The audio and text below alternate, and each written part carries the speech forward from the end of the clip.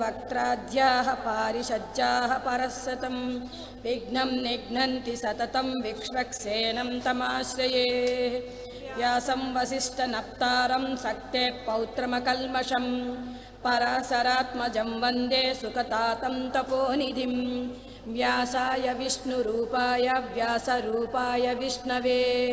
नमो वै ब्रह्मनिधये वासिष्ठाय नमो नमः अविकाराय शुद्धाय नित्याय परमात्मने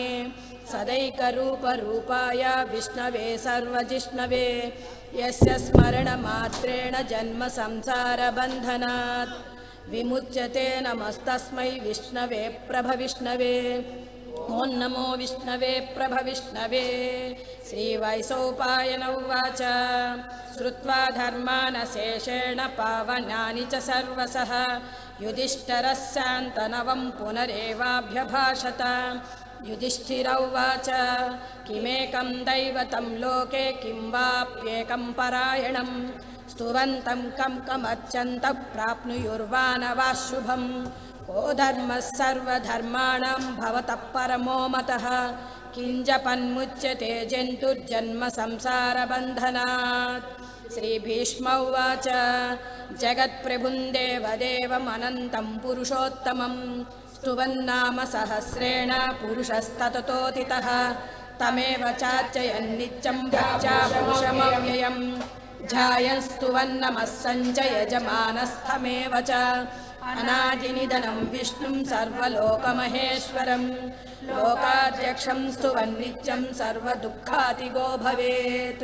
ब्रह्मण्यं सर्वधर्मज्ञं लोकानां कीर्तिवर्धनं लोकनाथं महद्भूतं सर्वभूतभवोद्भवं एष मे सर्वधर्माणां धर्मोऽधिकतमो मतः यद्भक्त्या पुण्डरीकाक्षं स्तवैरच्चेन्नरः सदा परमं यो महत्तेजः परमं यो महत्तपः परमं यो महद्ब्रह्म परमं यः परायणं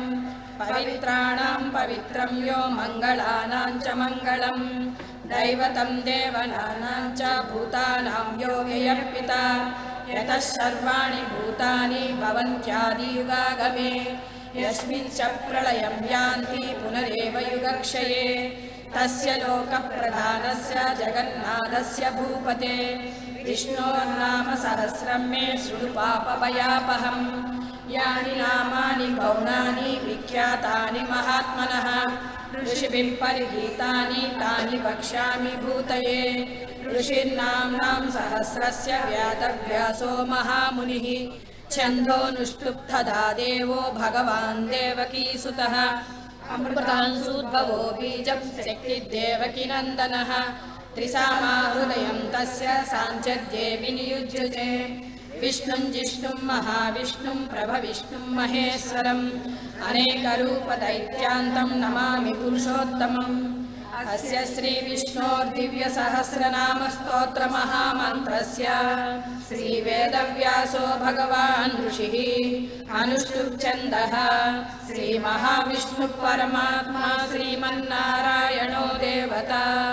अमृतांशुद्भवो भानुरिति बीजम् देवकीनन्दनसृष्टेऽस्ति शक्तिः उद्भवक्षोभणो देव इति परमो मन्त्रः शङ्खबृन्नन्दकी चक्रीति कीलकं सारङ्गधन्वा गदाधर इत्यस्त्रं रथाङ्गपाणिरक्षोभ्य इति नेत्रं त्रिसामा सामगः सामेति कवचम् आनन्दं परब्रह्मेति योनिः ऋतुसुदर्शनः काल इति दिग्बन्धः श्रीविश्वरूप इति ध्यानम् श्रीमहाविष्णुप्रीत्यर्थे सहस्रनाम जपे पारायणे विनियोगः ध्यानम् क्षीरोदन्वत्प्रदेशे शुचिमणिविलसैकते मौक्तिकानां माला क्लुप्तासनस्तस्फटिकमणिनिभैर्मौक्तिकैर्मण्डिताङ्गः सुशुभ्रैरभ्रैरदभ्रैरुपरि विरचितैरुक्मपीयूषवर्षैः आनन्दीनः पुनियाधरिनलिनगदा शङ्खपाणिर्मुकुन्दः भूपालौ यस्य नाभिर्वियदसुरनिलश्चन्द्रसूर्यौ च नेत्रे कर्णावासा शिरौ जौर्मुखमपि दहनो यस्य वास्तेयमब्धिः अन्तस्तं यस्य विश्वं सुरनरखगो भोगि गन्धर्वदैत्यैः चित्रं रम्यते तं त्रिभुवनवपुषं विष्णुमीशं नमामि। ॐ नमो भगवते वासुदेवाय। शान्ताकारं भुजगशयनं पद्मनाभं सुरेशं विश्वाधारं गगनसदृशं मेघवर्णं शुभाङ्गं लक्ष्मीकान्तं कमलनयनं योगिरुज्जानगम्यं वन्दे विष्णुं भवभयहरं सर्वलोकैकनाथं मेघश्यामं पीतकौसेयवासं श्रीवत्साङ्कं कौस्तुभोद्भासिताङ्गं पुण्योपेतं पुण्डरीकायताक्षं विष्णुं वन्दे सर्वलोकैकनाथं। नमः समस्तभूतानां आदिभूताय भूभृते अनेकरूपरूपाय विष्णवे प्रभविष्णवे सशङ्खचक्रं सकिरीटकुण्डलं सपीतवस्त्रं सरसीरुहेक्षणं सहारवक्षःसलशोभिकौस्तुभं नमामि विष्णुं शिरसा चतुर्भुजं छायायां पारिजातस्य हेमसिंहासनोपरि आसीनमम्बुदस्याममायताक्षमलङ्कृतं चन्द्राननं चतुर्बाहुं श्रीवत्साङ्कितवक्षसं रुक्मिणी सत्यभामाभ्यां सहितं कृष्णमाश्रये। हरिः ओम्। विश्वं विष्णुर्वषट्कारो भूतभव्यभवत्प्रभुः भूतकृद्भूतभृद्भावो भूतात्मा भूतभावनः भूतात्मा परमात्मा च मुक्तानां परमागतिः अव्ययः पुरुषः साक्षी क्षेत्रज्ञोऽक्षर एव च योगो योगविदां नेता प्रधानपुरुषेश्वरः नारसिंहपुः श्रीमान् केशवः पुरुषोत्तमः सर्वशिवस्थाणुर्भूतादिर्निधिरव्ययः सम्भवो भावनो भर्ता प्रभवः प्रभुरीश्वरः स्वयंभूशम्भुरादित्यः पुष्कराक्षो महास्वनः अनादिनिधनो धाता विधाता धातुरुत्तमः अप्रमेयो ऋषिकेशः पद्मनाभो मरप्रभुः विश्वकर्मा मनुस्त्वष्टा स्थविष्टस्थविरो ध्रुवः अग्राह्य शाश्वतः कृष्णो लोहिताक्षप्रदर्तनः प्रभूतश्रिककुब्धाम पवित्रं मङ्गलं परम् ईशानप्राणदः प्राणो ज्येष्ठश्रेष्ठः प्रजापतिः हिरण्यगर्भो भूगर्भो माधवो मधुसूदनः ईश्वरो विक्रमी धन्वी मेधावी विक्रमक्रमः अनुत्तमो दुरादर्शः कृतज्ञः कृतिरात्मवान् सुरेशः शरणं शर्म विस्मरेताः प्रजाभवः अहः संवत्सरो व्याळः प्रत्ययः सर्वदर्शनः अजः सर्वेश्वरः सिद्धः सिद्धिः सर्वादिरच्युतः कपिलमेयात्मा सर्वयोगविनुस्मृतः वसुर्वसुमनः सत्यः समात्मा संवितः समः अमोघः पुण्डरीकाक्षो वृषकर्मा वृषाकृतिः रुद्रो बहुशिरा बभ्रुर्विश्वयोनिः शुचिस्रवाः अमृतः शाश्वतस्ताणुर्वरारोहो महातपाः सर्वगः सर्वविद्वानुर्विश्वसेनो जनार्दनः वेदो वेदविदव्यङ्गो वेदाङ्गो वेदवित्कविः लोकाध्यक्षः सुराध्यक्षो धर्माध्यक्षः कृताकृतः चतुरात्मा चतुर्व्यूहः चतुर्द्रंष्टः चतुर्भुजः राजिष्णुर्भोजनं भोक्ता सहिष्णुर्जगदादिजः अनगो विजयो जेता विश्वयोनिः पुनर्वसुः उपेन्द्रो वामनप्रांशुरमोघः शुचिरूर्जितः अतीन्द्रः सङ्ग्रहः सर्गो धृतात्मा नियमो यमः वेद्यो वैद्यः सदा योगी वीरः माधवो मधुः अतीन्द्रियो महामायो महोत्साहो महाबलः महाबुद्धिर्महावीर्यो महाशक्तिर्महाद्युतिः अनिर्देशवपुः श्रीमानमेयात्मा महादृदृक् महेश्वासो महीभर्ता श्रीनिवासः सताङ्गतिः अनिरुद्धः सुरानन्दो गोविन्दो गोविदाम्पतिः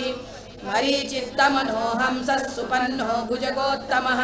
हिरण्यनाभः सुतपः पद्मनाभः प्रजापतिः अमृतः सर्वदृक्सिंहा सन्धाता सन्धिमान् स्थिरः अद्योदुत्नश्रणस्तास्ता विसृतात्मा सुरारिः गुरुर्गुरुतमोद्धामः सच्च पराक्रमः निमिषो निमिषस्सग्री वाचस्पतिरुदारदीः अग्रणी ब्राह्मणी श्रीमान् न्यायो नेता समीरणः सहस्रमूर्धा विश्वात्मा सहस्राक्षः सहस्रपात् आवर्तनो निवृतात्मा संवृतः सम्प्रमर्दनः अहः संवर्तको वह्निरनिलो धरणीधरः सुप्रसादः प्रसन्नात्मा विश्वविभुः सत्कर्ता सत्कृतः साधुर्जन्युन्नारायणो नरः असंख्येयो प्रमेयात्मा विशिष्टः शिष्टकृच्छिचिः सिद्धार्थः सिद्धसङ्कल्पः सिद्धिदः सिद्धिसाधनः वृषाही वृषभो विष्णुर्वृषपर्वा वृषोदरः वर्धनो वर्धमानश्च विविक्तः श्रुतिसागरः सुभुजो दुर्धरो वाग्मी महेन्द्रो वसुदो वसुः नैकरूपो बृहद्रूपः सिपिविष्टप्रकाशनः ओजस्तेजो द्युतिधरप्रकाशात्मा प्रतापनः बुद्धस्पष्टाक्षरो मन्त्रश्चन्द्रांशुर्भास्करद्युतिः अमृतांशुद्भवो भानुस्य स बिन्दुः सुरेश्वरः औषधं जगतस्येतुः सत्यधर्मपराक्रमः भूतभव्यभवन्नाथः पवनः पावनो नरः कामः कामकृत्कान्तः कामः कामप्रदः प्रभुः युगादिकृद्युगावर्तो नैकमायो महासनः अदृश्यो व्यक्तरूपश्च सहस्रदिदनन्दजित् इष्टो विशिष्टस्येष्ठः शिखण्डीनहुषो वृषः क्रोधः क्रोधकृत्कर्ता विश्वबाहुर्महीधरः अच्युतप्रदितः प्राणः प्राणदो वासवानुजः अपान्निधिरधिष्ठानमप्रमत्तः प्रतिष्ठतः स्कन्दस्कन्दधरो दुर्यो वरदो वायुवाहनः वासुदेवो बृहद्भानुरादिदेवः पुरन्दरः अशोकस्थारणस्थारः सूरः सौरिर्जनेश्वरः अनुकूलस्य तावत्तः पद्मी पद्मनिवेक्षणः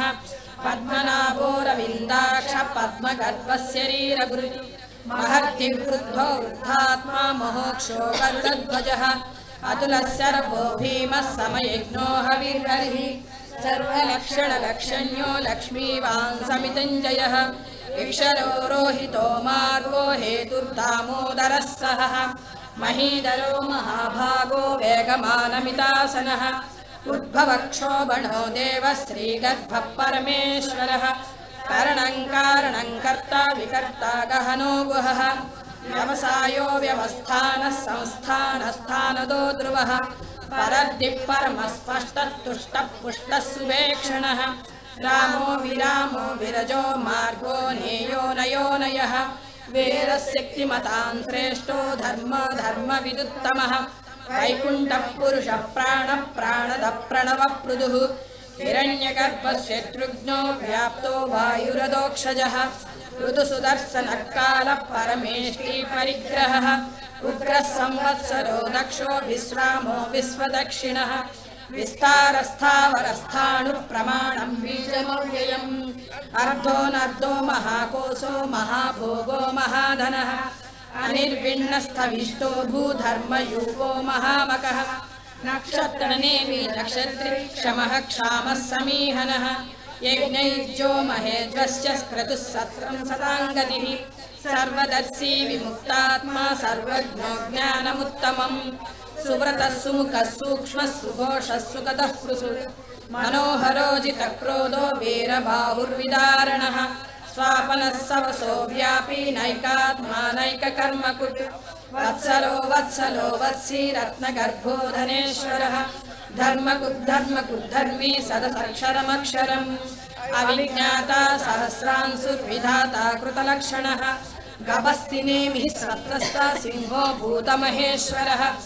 आदिदेवो महादेवो देवेशो देवभृद्गुरुः उत्तरो गोपतिर्गोप्ता ज्ञानगम्यः पुरातनः शरीरभूतभृद्भोक्ता कपीन्द्रो भूरिदक्षिणः सोमपोमृतपः सोमः पुरुजित्पुरुषत्तमः विनयो जयः सत्यसन्धो दाशार्हः सात्वतां पतिः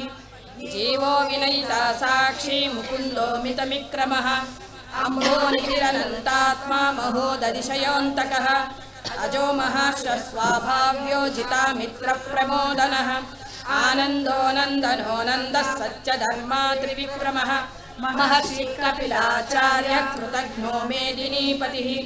त्रिपदस्त्रिसाध्यक्षो महाशृङ्गकृताङ्गतिः महाबलो गोविन्द सुषेण कनकाङ्गदी भूयोगवीरो गहनो गुप्तश्चक्रगदाधरः वेदासाङ्गो जितकृष्णो दृढसङ्कर्षणोच्चः वरुणो वारुणो वृक्षा पुष्कराक्षो महामनाः भगवान् भगहानन्दी वनमाली हलायुधः आदित्यो ज्योतिरादित्यः सहिष्णुर्गतिसत्तमः सुधन्वाकण्डपरशुर्दारुणो द्रविणप्रदः दिवस्पृक्सर्वदृग्व्याप्यो वाचस्पतिरयो निजः त्रिसामासामगः साम निर्वाणं भेषजं विषक् सन्न्यासकृच्छमस्यान्तो निष्ठा शान्तिपरायणम् शुभाङ्गस्यान्तिदस्रष्टा कुमुदः कुवलेशयः गोहितो गोपतिर्गोप्ता वृषभाक्षो वृषप्रियः अनिवर्ती निवृतात्मा संक्षेप्ताक्षेमचिच्चवः श्रीवत्सवक्षा श्रीवासः श्रीपतिः श्रीवताम्बरः श्रीधः श्रीसः श्रीनिवासः श्रीनिधिः श्रीविभावनः श्रीधर श्रीकर श्रेयः श्रीमान् लोकत्रयाश्रयः सक्षस्वङ्गः सतानन्दो नन्दिज्योतिर्गणेश्वरः विजितात्मा विधेयात्मा सत्कीर्तिश्चिन्न संशयः उदीन्नः सर्वतश्चक्षुरनीशः शाश्वतः शिरः भूषयो भूषणो भूतिर्विशोकः शोकनाशनः अर्चिष्मानर्चितः कुम्भो विशुद्धात्मा विशोदनः अनिरुद्धो प्रतिरथः प्रद्युम्नो मितमिक्रमः कालनेमिनिहावीरः सौरिः सूरजनेश्वरः त्रिलोकात्मा त्रिलोकेशः केशवः केशिहा हरिः कामदेवः कामपालः कामी कान्तकृतागमः अनिर्देशवपुर्विष्णो वीर्योऽनन्तो धनञ्जयः ब्रह्मण्यो ब्रह्मकृद्ब्रह्मा ब्रह्म ब्रह्मविवर्धनः ब्रह्मविद्ब्राह्मणो ब्रह्मी ब्रह्मज्ञो ब्राह्मणप्रियः महाक्रमो महाकर्मा महातेजा महोरगः महाक्रतुर्महायज्वा महायज्ञो महाहविः स्तव्यस्तवप्रियस्तोत्रं स्तुतिस्तोतारणप्रियः पूरयिता पुण्यः पुण्यकीर्तिरनामयः मनोजवस्थिर्दकरो वसुरेता वसुप्रदः वसुप्रदो वासुदेवो वसुर्वसुमनाहविः सद्गतिः सत्कृतिः सत्ता सद्भूतिः सत्परायणः सूरसेनो यदुश्रेष्ठः सन्निवासः सुयामुनः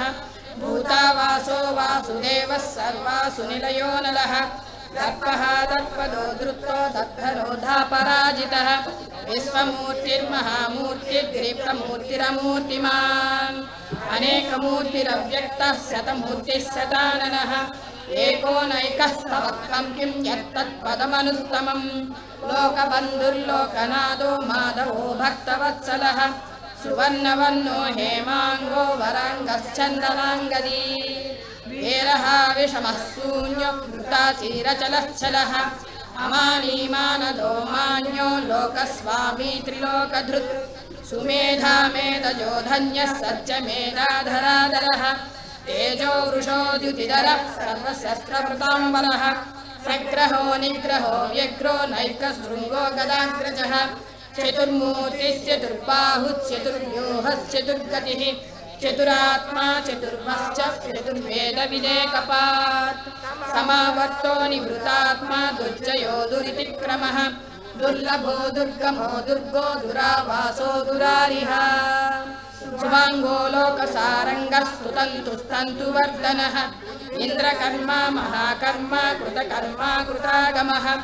उद्भवः सुन्दरः सुन्दो रत्ननाभः सुलोचनः अर्को वाजसनः शृङ्गी जयन्तः सर्वविजयी सुवर्णबिन्दुरक्षोभ्यः सर्वभागीश्वरेश्वरः महाहृदो महागर्तो महाभूतो महानिधिः कुमुदः कुन्दरः कुन्दः पर्जन्यः पावनो निलः अमृतासोऽमृतमः सर्वज्ञः सर्वतोमुखः सुलभः सुव्रतः सिद्धश्चतुर्जिच्छत्रुतापनः न्यग्रधोदुम्बरो स्वस्तच्छाणूरान्ध्रनिषूदनः सहस्राक्षिः सप्तजिह्वः सप्तैधः सप्तवाहनः अमूर्तिरनकोचिञ्चो भयकृद्भयनाशनः अणद्बृहत्पुषसोद्धूलो गुणभृग्निरो महान् अधृतस्वधृतस्वास्य प्राग्वंशो वंशवर्धनः भारभृद्गतितो योगी योगीशः सर्वकामदः आश्रमश्रमणक्षामः सुपन्नो वायुवाहनः धनुर्धरो धनुर्वेदो दण्डो दमैतादमः अपराजितः सर्वसहो नियन्ता नियमो यमः सत्त्ववान् सात्विकः सत्यः सत्यधर्मपरायणः अभिप्रायः प्रियारोह प्रियकृत्प्रीतिवर्धनः विहाय सगतिर्ज्योतिः सुरुचिर्विभुः रविर्विलोचनः सूर्यः सविता रविलोचनः अनन्तो हुतबुद्धोक्ता सुखदो नैकदोऽग्रजः अनिर्विण्णः सदामर्षि लोकाधिष्ठानमद्भुतः सनाः सनातनत्तमः कपिलः कपिलव्ययः स्वस्तिदः स्वस्ति कृस्वस्ति स्वस्ति भुक् स्वस्ति दक्षिणः अरौद्रकुण्डली चक्री विक्रमोचितशासनः शब्दादिगः शब्दसः शिशिरः सर्वरीकरः अक्रूरपेशलो दक्षो दक्षिणः क्षमिणाम्बरः विद्वत्तमो वीतभयः पुण्यश्रवणकीर्तनः उत्तारणो दुष्कृतिः पुण्यो दुःस्वप्ननाशनः वेरः रक्षणः सन्तो जीवनः पर्यवस्थितः अनन्तरूपोऽनन्तः श्रीर्जितमन्युर्भयापहः चतुरस्रो गभीरात्मा विदिशो व्यादिशो दिशः अनादिर्भूर्भुवो लक्ष्मी सुवीरो रुचिराङ्गदः जननो जनजन्मादिर्भीमो भीमपराक्रमः आधारनिलयो धाता पुष्पहासः प्रजागरः ऊर्ध्वगः सत्त्वदाचारः प्राणदः प्रणवप्रणः प्रमाणं प्राणनिलयः प्राणभृत्प्राणजीवनः तत्त्वं तत्त्वविदेकात्मा जन्म मृत्युजरातिगः भूर्भुवः स्वस्तुस्तारः सविता प्रपितामहः यज्ञो यज्ञपतिर्यज्ञा यज्ञाङ्गो यज्ञवाहनः यज्ञकृद्यज्ञकृद्यज्ञी यज्ञभुक्यज्ञसाधनः यज्ञान्तकृद्यज्ञगुह्यमन्नमन्नादयेव च आत्मयोनिस्वयं जातो वैकानः सामगायनः देवकीनन्दनः स्रष्टा क्षितीसः पापनाशनः शङ्खबृन्नन्दकी चक्री सारङ्गधन्वा गदाधरः तदाङ्गपाणिरक्ष्योभ्यः सर्वप्रहरणायुधः शङ्खबृन्नन्दकी चक्री सारङ्गधन्वा गदाधरः तदाङ्गपाणिरक्ष्योभ्यः सर्वप्रहरणायुधः शङ्खबृन्नन्दकी चक्री सारङ्गधन्वा गदाधरः तदाङ्गपाणिरक्ष्योभ्यः सर्वप्रहरणायुधः श्री सर्वप्रहरणायुधो नमः इति वनमाली गदीशाङ्की शङ्की चक्री च नन्दकी श्रीमान्नारायणो विष्णुर्वासुदेवोऽभिरक्षतु वनमाली गदीशाङ्की शङ्की चक्री च नन्दकी श्रीमान्नारायणो विष्णुर्वासुदेवोऽभिरक्षतु वनमाली गदीशाङ्की शङ्की चक्री च नन्दकी श्रीमन्नारायणो विष्णुर्वासुदेवोऽभिरक्षतु श्रीवासुदेवोऽभिरक्षतु ओं नमः इतीदं कीर्तिनीयस्य केशवस्य महात्मनः नाम्नां सहस्रं दिव्यानामशेषेण प्रकीर्तितं य इदं शृणुयान् नित्यं यश्चापि परिकीर्तयेत् नाशुभं प्राप्नुयात् किञ्चोत्समुद्रेहमानमव वेदान्तको ब्राह्मणः स्यात् क्षत्रियो विजयी भवेत् वैश्योदनसमृद्धः स्यात् शूद्रः सुखमाप्नुयात् धर्मार्थी प्राप्नुयात् धर्ममर्थार्थी चार्थमाप्नुयात् कामानवाप्नुयात् कामी प्रजार्थी प्राप्नुयात् प्रजाः भक्तिमान् यः सदोद्धाय सुसद्गतमानसः सहस्रं वासुदेवस्य नाम्नामेतत् प्रकीर्तयेत् यश प्राप्नोति विपुलं याति प्राधान्यमेव च अचलां श्रियमाप्नोति श्रेयः प्राप्नोतनुत्तमम्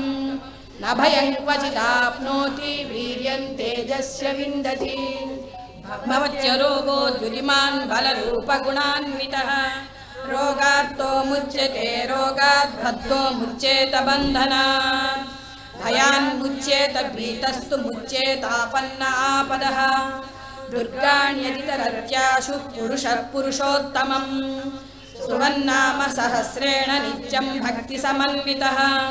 वासुदेवाश्रयो मत्यो वासुदेवपरायणः सर्वपापविशुद्धात्मा याति ब्रह्म सनातनम् न वासुदेवभक्तानामशुभं विद्यते क्वचित् जन्म मृत्युजरा व्याधि भयन्नैवोपजायते एवं स्तवमधीयानः श्रद्धा भक्तिसमन्वितः युज्येतात्मा सुखक्षान्ति श्रीधृतिस्मृतिकीर्तिभिः न क्रोधो न च मात्सर्यं न लोभो न शुभामतिः भवन्ति कृतपुण्यानां भक्तानां पुरुषोत्तमे रौस्यचन्द्रार्कनक्षत्राखं दिशो कूर्मवो दधिः वासुदेवस्य वीर्येण विद्रुतानि महात्मनः ससुरासुरगन्धर्वं स यक्षोरगराक्षसं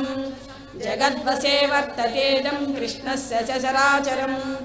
इन्द्रियाणि मनोबुद्धि सत्त्वं तेजो बलं धृतिः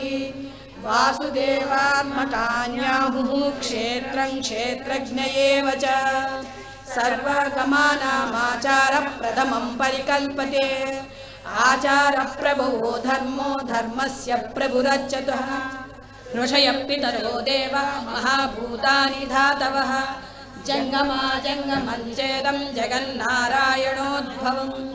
योगो ज्ञानं तथा साङ्ख्यं विद्या शिल्पादिकर्म च वेदाः शास्त्राणि विज्ञानमेतत् सर्वं जनार्दन एको विष्णुर्महद्भूतं बृहद्भूतान्यनेकशः त्रीन् लोकान् व्याप्य भूतात्मा भुङ्क्ते विश्वभुगव्ययः एवं स्तवं भगवतो विष्णुर्व्यासेन कीर्तितम् पठ्यते इच्यते पुरुषश्रेयः प्राप्तुं सुखानि च विश्वेश्वरमजं देवं जगतः प्रभुमव्ययम् भजन्ति ये पुष्कराक्षं न ते यान्ति पराभवम् न ते यान्ति पराभवोन्नमयति अर्जुन उवाच पद्मपत्रविशालाक्ष पद्मनाभसुरोत्तम भक्तानामनुरक्तानां त्राता भव जनार्दन श्रीभगवानुवाच यो मां नाम सहस्रेण स्तोतुमिच्छति पाण्डवः सोऽहमेकेन श्लोकेन स्तुत एव न संशयः स्तुत एव न संशयोन्नमयति व्यास उवाच वासनाद् वासुदेवस्य वासितं भुवनत्रयं सर्वभूतनिवासोऽसि वासुदेव नमोऽस्तु ते श्रीवासुदेव नमोऽस्तु तवोन्नमयति पार्वत्युवाच केनोपायेन लघुना विष्णोर्नाम सहस्रकम् पठ्यते पण्डितैर्नित्यं श्रोतुमिच्छाम्यहं प्रभो ईश्वर उवाच श्रीराम राम रामेति रमे रामे मनोरमे सहस्रनाम तत्तुल्यं राम नाम वरानने श्रीराम राम रामेति रमे रामे मनोरमे सहस्रनाम तत्तुल्यं राम नाम वरानने श्रीराम राम रामेति रमे रामे मनोरमे सहस्रनाम तत्तुल्यं राम नाम वरानने श्रीराम नाम वराननवोन्नमयति ब्रह्मोवाच नमोऽस्त्वन्ताय सहस्रमूर्तये सहस्रपादाक्षि शिरोरुबाहवे सहस्रनाम्ने पुरुषाय शाश्वते सहस्रकोटियुगधारिणे नमः श्रीसहस्रकोटियुगधारिणे नमः ओन्नमयति संजय उवाच यत्र योगेश्वर कृष्णो यत्र पार्थो धनुर्धरः तत्र श्रीर्विजयो भूतिध्रुवा नीतिर्मतिर्मम श्रीभगवानुवाच अनन्याः चिन्तयन्तो मां योजनाः पर्युपासते तेषां नित्याभियुक्तानां योगक्षेमं वहाम्यहम् परित्राणाय साधूनां विनाशाय च दुष्कृतां धर्म संस्थापनार्थाय संभवामि युगे युगे आर्ता विषण्णाः शिथिलाश्च भीताः घोरेषु शव्यादिषु वर्तमानाः संकीर्त्य नारायण शब्दमात्रं विमुक्तदुःखाः सुखिनो भवन्ति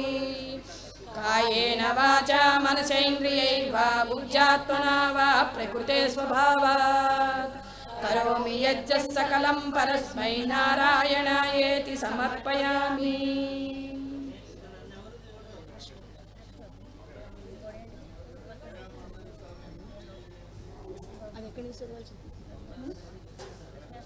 వందే శంభు దగ్గర నుంచా? వందే శంభు ఉమాపద్మ దక్కలో జరుగుతుంది. వందే పద్మాకర్ లక్ష్మీ